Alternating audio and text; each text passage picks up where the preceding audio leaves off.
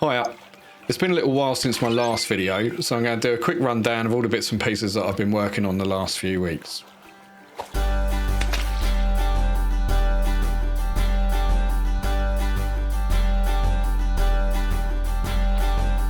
So you've probably seen the butterflies that are floating around the map in previous videos. Well, finally, you can actually catch them. The idea has always been to have an optional side quest or trophy that's tied to catching and cataloguing the little beasties in the world.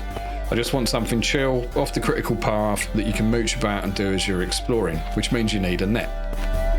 At the minute, the net's the only inventory item that's optional. You can do all of the critical path stuff without it, but if you want to read the backstory and be a completionist, then you'll need it to get into a couple of the hidden areas.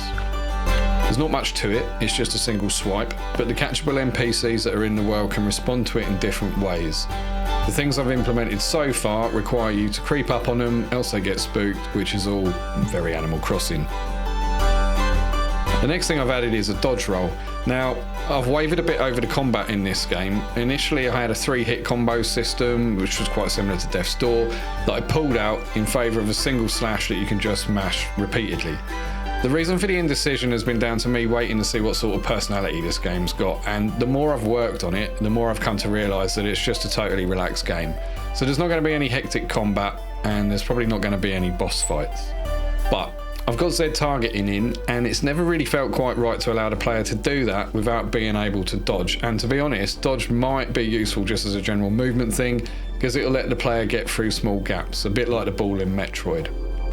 Now obviously it's a little late in the day to be adding something like this. It touches on a lot of areas, and as you can see, the camera definitely needs a bit of work to tidy up its tracking, but I'll get around to that. That's all easy stuff. The wand's been in for a while, but the only thing that's interacted with has been the fog, so I started messing around with some materials and objects that will only show up under wand light. This is exactly the same kind of thing as I had in Lumo, and I'm probably going to use it in exactly the same way because this game's in the same cinematic universe. And lastly, something that will mainly get used as thumbnails on YouTube videos, the player character now has facial expressions. I'm not breaking the fourth wall very often, but when I do, I want the character to be pulling a face. I could also have them mouthing swears as you play and you'd never know, which kind of amuses me.